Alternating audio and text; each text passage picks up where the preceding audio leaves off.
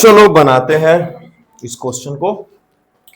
क्या sum of 1600 rupees to be use to given 10 cash prize. 1600 रुपया हमारे पास है और मानो यहाँ पर 10 बच्चा और 10 को कुछ ना कुछ प्राइज देना है, या फिर 100-150 बच्चा उसमें 10 बच्चे को छाट करके और 10 को प्राइज देना है। ठीक है, तो उसमें से 1600 बच्चे को प्राइज देना है, लेकिन सबको बराबर बराबर प्राइज नहीं देना है। बोला जा रहा है if each prize is 20 rupees less than its preceding price. मतलब कि पहले बच्चे को जितना प्राइज देंगे उससे 20 रुपया कम करके अगले बच्चे को देंगे, फिर और अगले बच्चे को और 20 रुपया कम करना है, फिर ऐसे और 20-20 रुपया कम करते हुए प्राइज देना। तो ये एपी का फॉर्मेशन हुआ कि नहीं यहाँ पे, है ना। तो अगर पहला बच्चा को हम लोग मान लो कि ए दे रहे हैं, पहला बच्चा को कितना दे रहे हैं, ए, मतलब फर्स्ट टर्म ए हो गया। ठीक है, और डी मतलब कि 20 रुपया घटा देना है हर बारी, तो डी कितना हो गया जी, 20 या -20, -20 ना। 20 रुपया घटा करके दे रहे हैं, 20 रुपया बढ़ा करके नहीं दे रहे हैं। ठीक है, जैसे कि यहाँ पर पहला बच्चा को 200 रुपया देते और अगला को दे देते 220, तो ये क्या हो जाता बढ़ते हुए।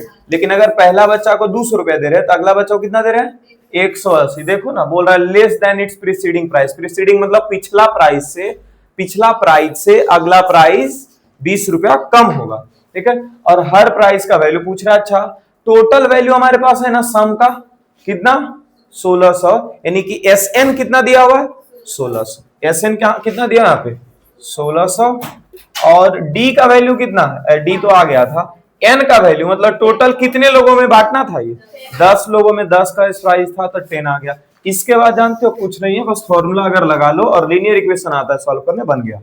एसएन का फॉर्मूला लगाते हैं, क्या होता है n/2 into 2a plus n-1 into D. Sn का वैल्यू है 1600, तो इसके नीचे 1600 लगा देंगे। सानू समझ में आ रहा है क्या क्या बोल रहे हैं। ठीक है, ये फॉर्मूला पुटिंग का क्वेश्चन बस है। n का वैल्यू क्या हो गया जी 10/2, 2 इंटू ए का वैल्यू मालूम नहीं तो ए को ए रहने देते हैं, प्लस n-1 मतलब कि 10-1, और इंटू डी का मतलब कितना -20। देखो जब वैल्यू निगेटिव रहे तो हम लोग ब्रैकेट यूज करते हैं, और डी के जगह यहाँ -20। ब्रैकेट जो बच्चा यूज नहीं करने के लिए जानता है ना, उसका बहुत जगह कैलकुलेशन मिस्टेक होता है। ठीक है, 1600 2a, 10 में से 1 गया 9 गुना -20, बोलो ठीक है।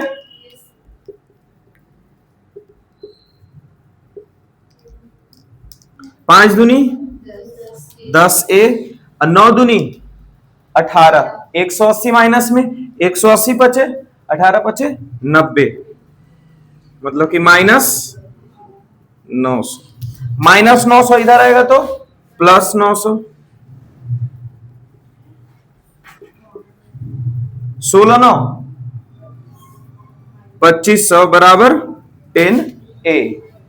10 को 1 0 से हटा सकते हैं, a का वैल्यू कितना आ गया बोलो, मतलब कि पहला कैश प्राइस कितना है 250। पहला कैश प्राइस कितना है, अगला कैश प्राइस 20 रुपया का मतलब 230, अगला 210, उसके अगला 190, 20-20 रुपया घटाते जाना है, ऐसे करते हुए चले जाना। क्लियर हो गया, बहुत बढ़िया। इस क्वेश्चन में बोल रहा है कि नंबर ऑफ टर्म दिया हुआ है एपी का, find the number of terms of this AP. ये एक एपी है और इसका नंबर ऑफ टर्म्स फाइंड करना है। नंबर ऑफ टर्म्स जो पहले का एक्सरसाइज वाला सारा क्वेश्चन है उसमें नंबर ऑफ टर्म्स हम लोग फाइंड करते थे। ठीक है, तो इस क्वेश्चन में अगर -12 -9 -16 ऐसे करके कितना दिया हुआ 21, तो क्या हम लोग ए का वैल्यू जान रहे हैं -12, क्या डी का वैल्यू जान रहे हैं कितना है -9 और माइनस ऑफ -12, -9 + 12 = 3। ये माइनस वाला तुम लोग पक्का दिक्कत होगा, ये सब ध्यान से रखो कि हमको नहीं आता है यहाँ स्टार मार्क लगा लेंगे, कि नहीं आता एक बार घर में जाके कोशिश कर लेंगे। तो डी का वैल्यू क्या आ गया 3। क्या हम लोगों को एल का वैल्यू मालूम है, एल का वैल्यू इसमें जरूरत तो नहीं पड़ता, नहीं एल का नहीं पड़ता, तो यहाँ से हम लोग टीएन का वैल्यू मालूम है। क्या मालूम है टीएन का वैल्यू 21। लास्ट टर्म जो है उसको हम टीएन भी लिखते हैं, और टीएन का फॉर्मूला भी तो हम लोग को मालूम है, a + n-1 इंटू डी = 21। क्या यहां से हम लोग a जानते हैं, d जानते हैं, तो n ही ना बचा, तो n निकल जाएगा, n निकल गया। चलो नंबर ऑफ टर्म्स तो आ गया, मतलब पहला क्वेश्चन सॉल्व यहां से। उसके बाद क्या बोलता है, if 1 is added to each term of this AP, हर टर्म में कितना का ऐड करना है, 1 का, मतलब -12 में अगर 1 का ऐड कर दे, 1 is added to each term, यहां लिख देते 1 is added to each term, तो 1 का ऐड करेंगे तो -12 और 1 ऐड होगा, कितना हो जाएगा जी, -13। हाँ तो बोलो ना, जल्दी आंसर दो। -11 नहीं होगा जी, अरे 1 ऐड कर रहे हैं, -12 और +1 तो क्या हो जाएगा, -11। ठीक है, और इसमें -9 के बाद क्या आ जाएगा, -8, सब में 1 ऐड कर देना है, -9 में +1 तो -8, -6 में +1 तो -5, ऐसे करते हुए 21 में +1 22। अब इसमें क्या पूछ रहा है, then find the sum of all the terms of this AP obtained, तो जितना टर्म है सभी टर्म का सम निकालो इसका। ठीक है, तो इसमें नंबर ऑफ टर्म्स कितना है, यहां से जो निकलेगा उतना ही ना नंबर टर्म्स इसमें भी होगा, तो n का वैल्यू हम लोग को यहां पर मालूम है कि नहीं है, अरे नंबर ऑफ टर्म्स जो इसमें है वही ना नंबर ऑफ टर्म्स इसमें भी है, तो नंबर ऑफ टर्म्स हम लोग को मालूम है। ठीक है, a का वैल्यू इसमें चेंज हो गया, कितना आ गया, -11। d का वैल्यू कितना होगा, जितना इसमें उतना ही इसमें, क्योंकि सब में तो 1 ऐड कर दिया गया था। ठीक है, देखो नहीं तो कैलकुलेट कर लो तसल्ली के लिए, -8 + 11 कितना आ गया, हाँ 3 आ गया जी, यहां कितना था, हाँ 3 ही था, तो ठीक है। d इक्वल्स टू क्या हो गया, 3, मतलब a का वैल्यू मालूम है, d का वैल्यू मालूम है, n का वैल्यू यहां से मालूम पड़ जाएगा। ठीक है, बन गया Sn, इसका Sn हम निकाल सकते हैं, नहीं तो Sn का एक और फॉर्मूला होता है n/2 × a + l होता है, तो d नहीं भी निकालेंगे निकल जाएगा, इसका लगा सकते हैं n/2 × a + l, a का वैल्यू मालूम है, l क्या हो जाएगा लास्ट वाला टर्म, ठीक है, और n क्या हो जाएगा यहां से निकलेगा, तो d का वैल्यू बिना निकाले भी यहां निकाल सकते हैं। ठीक है, दोनों फॉर्मूला से आ गया। चलिए नोट कर लीजिए, अगला क्वेश्चन दोबारा से देखो, find the number of terms of this AP, एक एपी है, इसका नंबर ऑफ टर्म्स फाइंड करना है ना। एपी दिया हुआ है, मींस फर्स्ट टर्म -12 दिया हुआ है, सेकंड टर्म -9 दिया हुआ है, तो यहां से हम डी निकाल सकते हैं। अगर लगातार 2 टर्म एपी का दिया हुआ रहे तो हम लोग वहां से कॉमन डिफरेंस फाइंड कर सकते हैं। पहला बाद वाला को पहले लिख करके और पहले वाले को बाद में लिखे, दोनों बीच में माइनस लगा दिया, डी का वैल्यू क्या आ गया, 3। अब बोल रहा है पहले तो इसका नंबर ऑफ टर्म्स फाइंड कर लेते हैं, तो ए दिया हुआ है, डी दिया हुआ है, और लास्ट टर्म कितना दिया हुआ है, 21, तो ये लास्ट टर्म रहे या ये टीएन लिखे, दोनों क्या रहता है, सेम चीज रहता है, दोनों सेम चीज है, दोनों क्या है, सेम चीज है। लास्ट टर्म बोलो या उसको टीएन बोलो, अगर लास्ट टर्म कहीं दिया हुआ है तो उसको हम टीएन के जगह पर इस्तेमाल कर सकते हैं, और ये जैसे ही हम बोले तुम्हारा काम था तुरंत लिख देने का कॉपी में, वो इस जगह पे कि लास्ट टर्म जैसे ही दिया हुआ रहे उसको टीएन के जगह पर इस्तेमाल कर सकते हैं।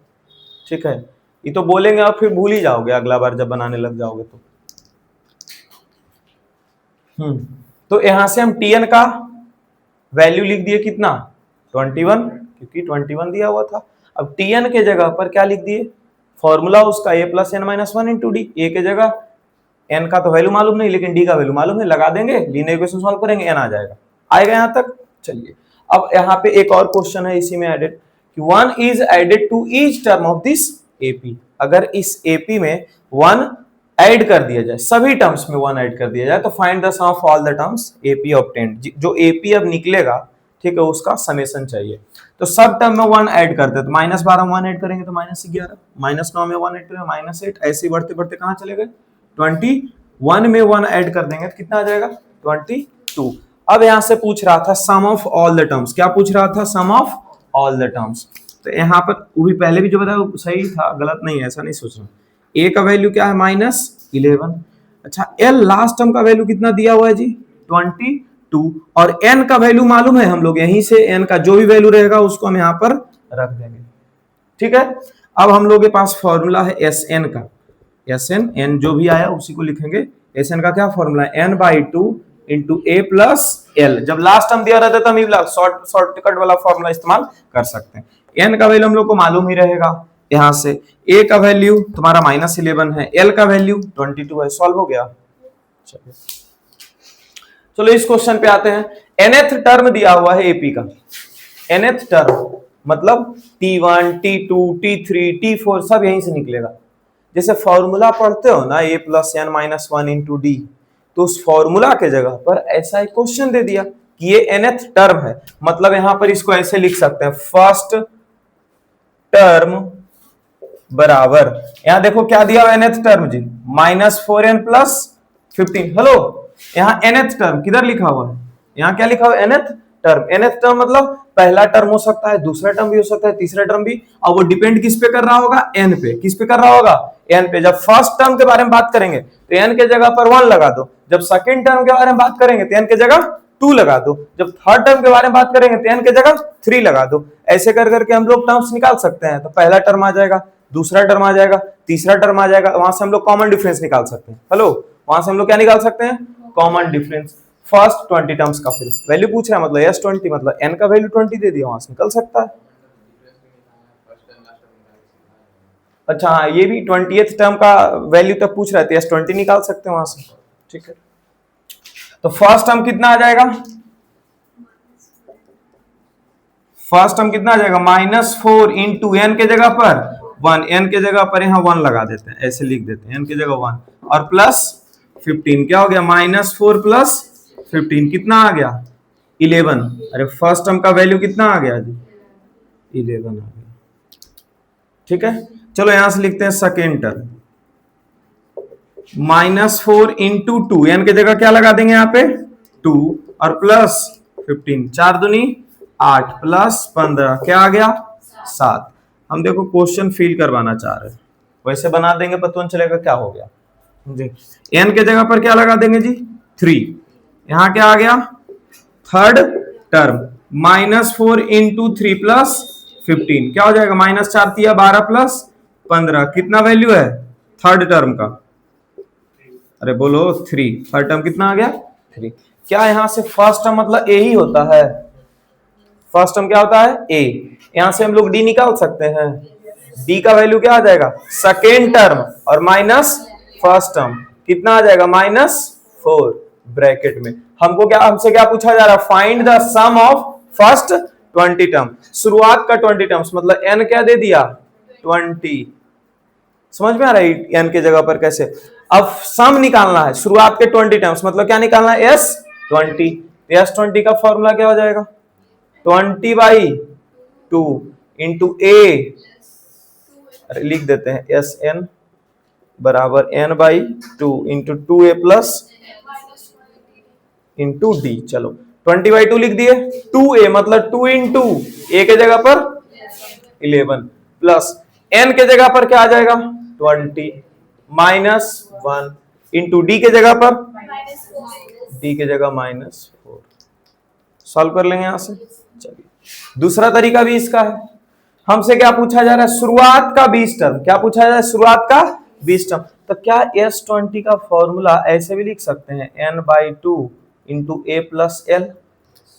एल क्या होता है लास्ट टर्म, और लास्ट टर्म कौन हो जाएगा 20वां टर्म ही तो लास्ट टर्म होगा, 20वां टर्म क्या हो जाएगा लास्ट टर्म, मतलब एल के जगह पर हम लोग क्या लिख सकते हैं T20 लिख सकते हैं, क्योंकि लास्ट टर्म 20वां टर्म ही है। तो यहां से हम लोग ए तो फाइंड कर लिए थे 11, तो क्या हम लोग डायरेक्ट 20वां टर्म नहीं फाइंड कर सकते थे, 20वां टर्म कितना फाइंड हो जाता -4 इंटू एन के जगह पर क्या लिख देते 20 और प्लस 15, 20 चौके 80 प्लस 15 कितना आ जाता -65, 20/2 इंटू ए के जगह 11 और -65 यहां से, तो ये इतना और ये इतना करने से बच सकते थे, लेकिन डायरेक्ट ये सोच पाएंगे तब ना। ठीक है, उससे बढ़िया जो मेथड थोड़ा लंबा भी है, लेकिन अगर बन सकता है तो बनाएंगे वैसे। ठीक है, नहीं समझ में आया, अभी बोली नहीं समझ में आया जी, चलो पहले इसको उतार लो, ऐसा रहेगा तो बता देंगे फिर से। हाँ करवा देंगे, ये गोल गोल घुमाता है, हाफ कॉन्सेंट्रिक सर्कल बन रहा होगा, सेमी सर्कल बहुत सारा, 13-14 को वही ना, हाँ 13 को होगा, याद है लैडर वाला, तो कौन घर वाला हाँ वो अगला क्वेश्चन वही है, घर वाला ही, 1 से लेकर 49 तक हाउस नंबर है ना, छोड़ेंगे नहीं क्वेश्चन। अगला क्वेश्चन लिख दिया जाए।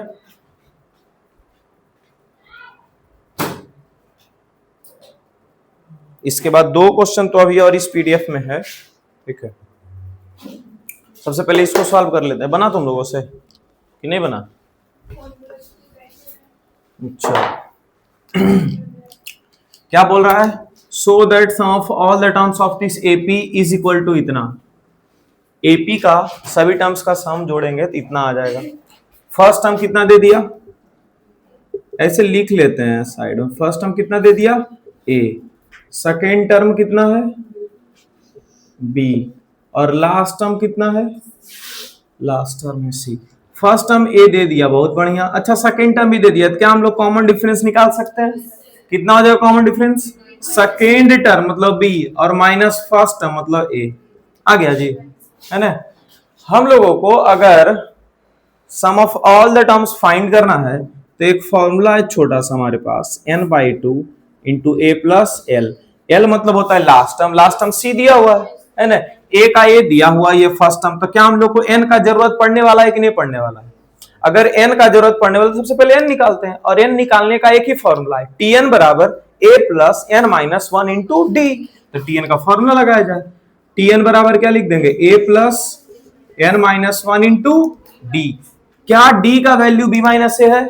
चलिए ए का वैल्यू ए है, एन तो फाइंड ही करना है। एन क्या करना है हम लोग को? फाइंड करना है। क्या टीएन का वैल्यू हमारे पास है? टीएन किसको बोलते हैं? लास्ट टर्म को। टीएन किसको बोलने के लिए सिखाए हैं? Last term. लास्ट टर्म अपना सी है, तो यहां क्या लिख देंगे? सी। ए के जगह ए, एन माइनस 1 इंटू डी के जगह बी माइनस से। क्या यहां से बी माइनस से या बी से लिखना चालू करेंगे तो बहुत बड़ा वैल्यू नहीं लगने लग जाएगा? हम लोग को डर भी लगने लग जाएगा, सॉल्व भी नहीं होगा, है कि नहीं है? तो ऐसा करते हैं, इसको थोड़ा सा सॉल्व कर लेते हैं। A plus N into D क्या हो जाएगा जी? N D. अब माइनस 1 इंटू डी क्या हो जाएगा? Minus D. हम लोग को किसको बचाना है? एन को। किसको बचाना है? मतलब एन को एक तरफ रखेंगे और बाकी सबको दूसरे तरफ भेज देते हैं। यहां पर सी है, प्लस ए इधर आएगा तो माइनस ए, माइनस डी इधर आएगा तो प्लस डी, बराबर क्या बच गया? एन डी, है ना। क्या डी का वैल्यू हम लोगों को मालूम है? यहाँ एन का वैल्यू हम लोग को बचाना है, ये गुना में है ना, तो डी जो गुना में उसको इधर भेजेंगे तो क्या हो जाएगा? डिवाइड में। सी माइनस ए प्लस डी, और ये पूरा में क्या चला जाएगा? बटा डी बराबर एन। अब देखो डी का वैल्यू हम लोग को मालूम है, डी लगा देंगे यहां से। सी माइनस ए और प्लस डी का वैल्यू कितना है? बी माइनस ए बटा डी का वैल्यू क्या है? बी माइनस ए बराबर एन। क्या हो गया? सी के पास भी प्लस का साइन और बी के पास भी प्लस का साइन, इसी को थोड़ा सा सजा देते हैं, बी प्लस सी।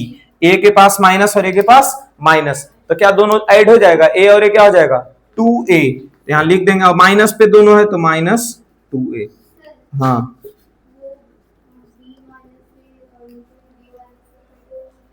बी माइनस से नीचे में कहां पे है? अच्छा ये बी माइनस से, ये बी माइनस से नहीं। क्यों? कब डिवाइड होता है? जब ऊपर और नीचे मल्टीप्लाई का साइन में रहे। जैसे कि यहाँ ऐसे अगर रहता ना, बी माइनस से मल्टीप्लाई 5, या यहाँ भी कुछ लिखा रहता है एक ब्रैकेट में और नीचे रहता बी माइनस से, तब ना कटता। ये मल्टीप्लाई में है, ऊपर में क्या आ गया? प्लस में पूरा, है ना। मल्टीप्लाई में रहता है तब डिवाइड करते हैं प्लस। तुम ऐसे डिवाइड कर सकते हो, 3 + 4 और बटा 3 रहेगा तो 3 से 3 को काट सकते हो, नहीं ना। ठीक है, कब कटता है? जब यहाँ पे मल्टीप्लाई का साइन रहता है। ठीक है, चलिए यहां तक क्लियर हो गया। तो क्या n का वैल्यू हमारे पास आ चुका है? अरे आ गया कि नहीं आ गया? अब हमको किसका वैल्यू निकालना है? Sn का, है ना। Sum of all the terms Sn का छोटा वाला फॉर्मूला हम लोग लगा देंगे। छोटा वाला फॉर्मूला क्या है जी? n/2। मतलब n/2 का मतलब क्या है? ये जो वैल्यू है इसको 2 से डिवाइड करना। इस वैल्यू को किससे डिवाइड करना? 2 से। मतलब 2 से डिवाइड करना मतलब यहाँ 2 लिख देना।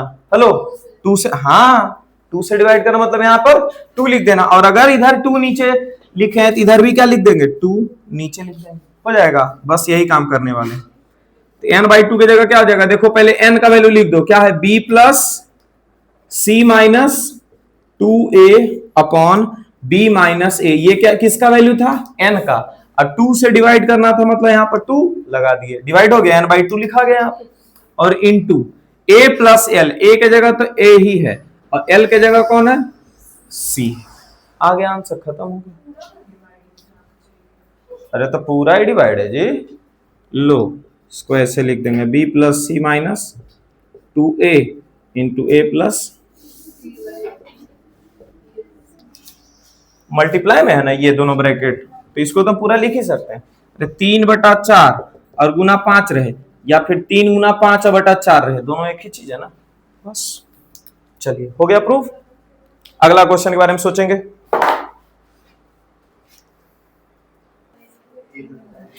चलो इस क्वेश्चन को देखो,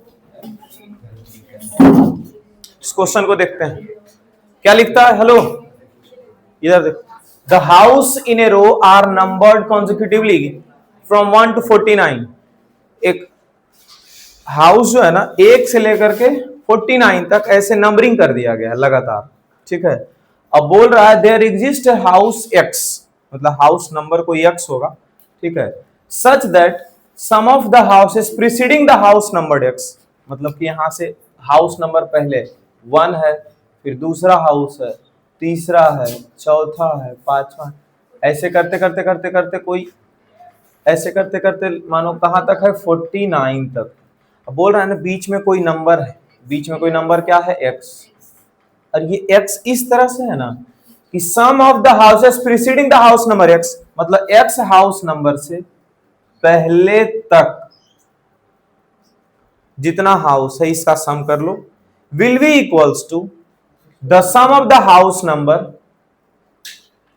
सक्सीडिंग, लिखा हुआ है क्या है, फॉलोइंग एक्स, मतलब एक्स के बाद वाला जितना हाउस नंबर है सब हाउस नंबर को जोड़ लो और उसको जोड़ करके जितना आएगा, और एक्स के पहले वाला जितना हाउस नंबर है उसको जोड़ करके जितना आएगा, दोनों बराबर होगा, तो एक्स का वैल्यू फाइंड करो। क्यों नहीं हो सकता, 1 से लेकर 50 तक नंबर, कोई एक ऐसा नंबर नहीं होगा उसके पहले का सारा नंबर जोड़ करके और उसके बाद का सारा नंबर जोड़ करके बराबर हो जाए।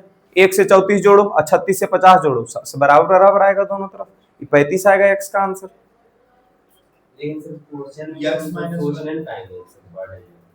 क्यों, प्रीसीडिंग जो लिखा हुआ है और फॉलोइंग लिखा हुआ है, प्रीसीडिंग मतलब पहले पीछे, एक क्वेश्चन और करवाए हैं प्रीसीडिंग का, प्रीसीडिंग मतलब क्या होता है, पहले, और फॉलोइंग मतलब होता है बाद में, इसमें क्या दिक्कत है, फॉलोइंग लिख दे या लीडिंग लिख दे, ठीक है। चलो सक्सीडिंग भी लिख सकता है, सक्सीड मतलब क्या होता है, सक्सेसर, प्रीडिसेसर, बहुत पहले पढ़ते थे तो वही शब्द तो है अभी। चलिए सोचिए इसके बारे में और बनाने का कोशिश कीजिए। अच्छा बहाना, देखो इधर इसी क्वेश्चन के एकदम जस्ट क्वेश्चन एक करवाए उसी के जैसे, हाँ करवाए हैं, 63 था, 161 वाला था, है ना। शुरुआत का कुछ टर्म को जोड़ करके कितना आ रहा था, 63, शुरुआत का 7 टर्म था शायद, हाँ, और फिर इसका नेक्स्ट 7 टर्म को जोड़ करके, नेक्स्ट 7 टर्म्स को जोड़ करके कितना दे रहा था, 161 दे रहा था, है ना। हमसे पूछा क्या जा रहा था, 28th टर्म पूछा जा रहा था, तो उसी के जैसा वो वाला कॉन्सेप्ट जो लगाया था वो ही इसमें भी लगने वाला है। जैसे कि उसमें क्या लगाए थे, शुरुआत का 7 टर्म्स हम लोग फाइंड किए थे, मतलब S7, अरे S7 के जगह लिखे थे S7 बराबर 161, और वहां से S7 का वैल्यू लिखे थे +6D, ऐसे करके लिखे थे। यहाँ पर शुरुआत का कितना टर्म है, शुरुआत का x-1 टर्म है, क्योंकि एक हाउस नंबर x है, मतलब हाउस नंबर अगर यहाँ 35 है, कितना है हाउस नंबर अगर 35 है, तो क्या शुरुआत का 34वां टर्म ना, शुरुआत का 34 घर तक ना जोड़ेंगे, मतलब 1 2 3 से कहां तक 34 तक, तो S34 ना निकालते। अगर यहाँ पर x है, यहाँ पर क्या है x है, तो क्या निकालेंगे, s ऑफ x-1, क्या निकाला जाएगा, s ऑफ x-1, ठीक है। ये बराबर हो जाएगा, किसका बराबर होगा, s ऑफ x+1 से 49वां टर्म तक, कहां से, s ऑफ x+1 से 49, ये x है, x+1 से यहां तक, है ना, मतलब x+1 से कहां तक, 49वां तक। लेकिन इसका वैल्यू कैसे निकालेंगे, इसका वैल्यू कैसे निकालेंगे, तो टोटल पहले निकाल लेंगे यहां से यहां तक, टोटल में से अगर हम एस ऑफ एक्स घटा देंगे, इतना दूर अगर घटा देंगे, टोटल में से इतना दूर अगर घटा देंगे तो यही वैल्यू ना बचेगा। अरे बोलो, से 1 से लेकर के 50 तक वैल्यू पहले निकाल लेते हैं। 50 49 घर है तो 1 से लेकर के कहां तक निकाल लेते हैं, 49 तक। और 49 तक निकालने के बाद 1 से लेकर x तक घटा देंगे तो x + 1 से 49 का वैल्यू आ जाएगा। हाँ, टोटल 49 का। ठीक है, दिया हुआ है ना, 1 से लेकर 49 तक नंबरिंग किया गया है। समझ पा रहे हो क्या क्या बोल दिया इसमें? हाँ, अब ट्राई करो। अरे ट्राई करो ना।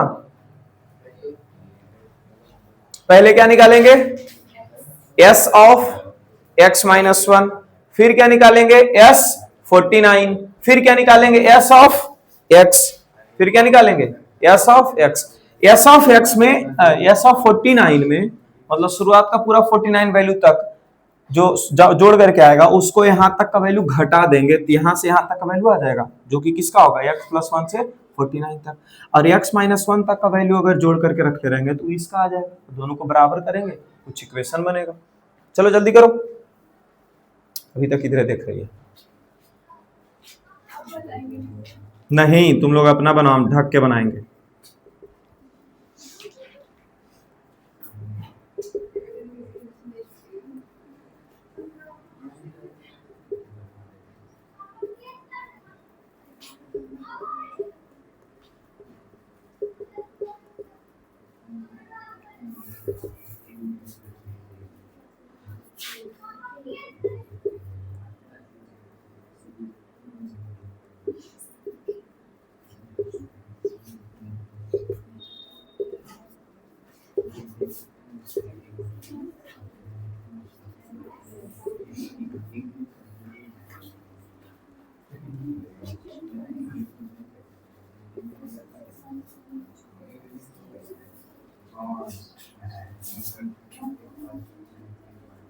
एल के जगह पर यहां पर लगा जाएगा x।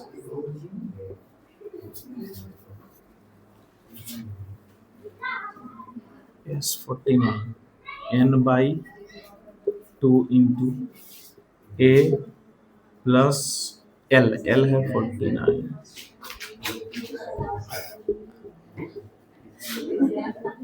एक प्लस बना, इधर देखते रहती है, बुड़बक है जी। 9 25 बार में कट गया, अब बचेगा 22 बाकी, 4 9 दूनी 18 4 22। हाँ, कितना कर लिए हो? अब हमको निकालना क्या है, s x + 1 से लेके कहाँ तक, 49 तक का वैल्यू। तो इसको हम लोग लिख देंगे कि शुरुआत से 49 तक का वैल्यू में से शुरुआत से x तक का वैल्यू घटा देते हैं, मतलब कितना आ गया 1225, और माइनस s ऑफ x क्या हो जाएगा, ये वाला x/2 इंटू 1 + x। अब क्वेश्चन के हिसाब से अगर देखा जाए, हाँ, x को इंक्लूड मतलब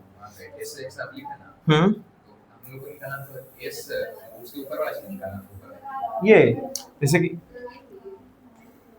हमको इसका वैल्यू ना निकालना है तो इसका वैल्यू के लिए इसके पूरा पहले को घटाना पड़ेगा 49 तक में, ई वाला छोड़ दोगे तब तो गड़बड़ हो जाएगा। फिर यहाँ क्या लिखेंगे, सम ऑफ शुरुआत का x - 1 टर्म तक का वैल्यू और x + 1 से लेकर के 49 तक का वैल्यू, दोनों बराबर था। s ऑफ x - 1 कितना है, x - 1/2 इंटू x, और यहाँ क्या है 1225 माइनस x/2 इंटू 1 + x। क्या गप चल रहा है तुम लोगों का, भाई बहन लगे ले यहीं पे।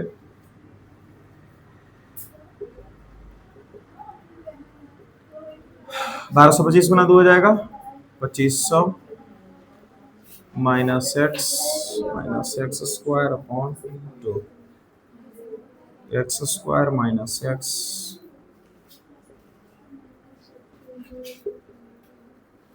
एक्स से प्लस एक्स कट गया, x square plus x square बराबर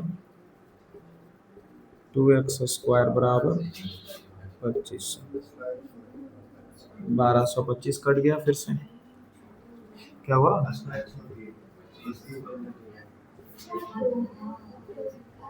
1225 किसका है? 35 का ना, आ गया x का वैल्यू 35, मतलब कि 35वां घर्म के पहले, मतलब 1 से लेकर 34वां घर्म तक का। यहाँ देखो इसमें क्या क्या हो गया। बोल रहा था कि शुरुआत का बहुत सारा घर है, इन शुरुआत का कुछ घर को जोड़ते हैं और लास्ट का इधर कुछ घर को जोड़ते हैं तो दोनों का वैल्यू बराबर आ जाता है। मतलब घर नंबर है 1 2 3 4 5 ऐसे कर करके, ठीक है।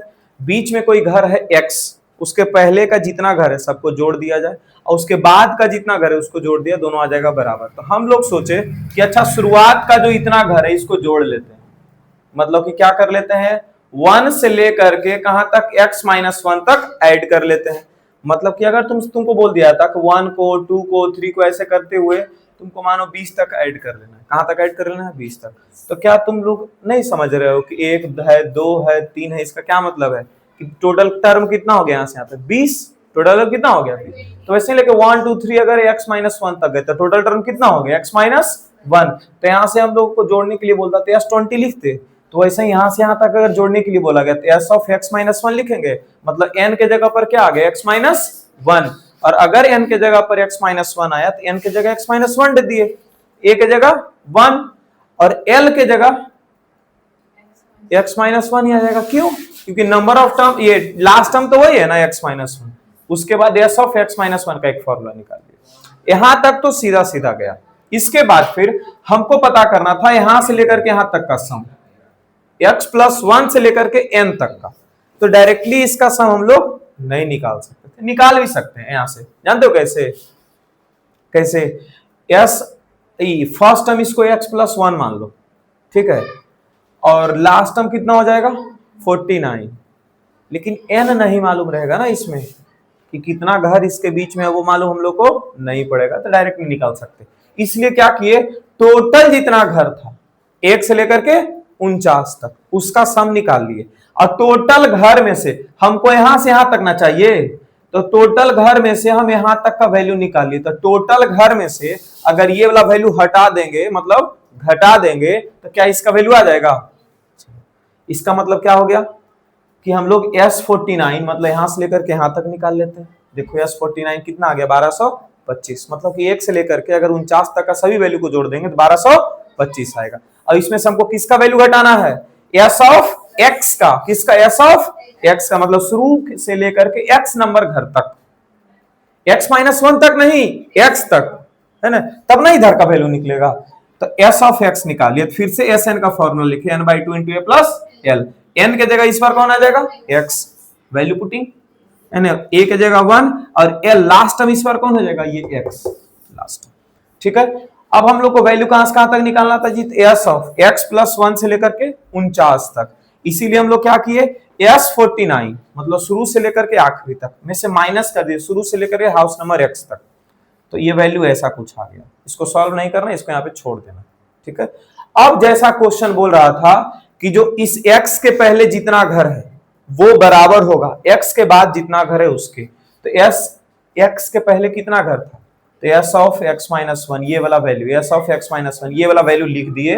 अब बराबर क्या बोल रहा था, s ऑफ x+1 से लेकर के 49 तक, है ना। तो s ऑफ x-1 जो भी वैल्यू था इसके जगह यहां लिख दिए, s ऑफ x+1 से लेकर के 49 तक का वैल्यू यहां देखो निकाले हुए थे, शुरू से 49 और माइनस शुरू से x, ये वाला वैल्यू यहां लिख दिए। उसके बाद तो सॉल्यूशन यहां पर है सिर्फ लीनियर इक्वेशन का, ठीक है। चलिए मिटा दे इधर, अगला क्वेश्चन दिया हुआ है, सोचेंगे सारे लोग, और बनाना भी है, खाली सोचना नहीं है। तो तुम लोग सोच लेते हो हाँ सर नहीं बनेगा, गलत बन जाए मंजूर है, बोलो तो अगर पेज ज्यादा बर्बाद हो रहा है ना कि नहीं सर अपना गार्जियन का पेज हम बर्बाद नहीं कर सकते, तो हम कॉपी का भी व्यवस्था करवा देंगे।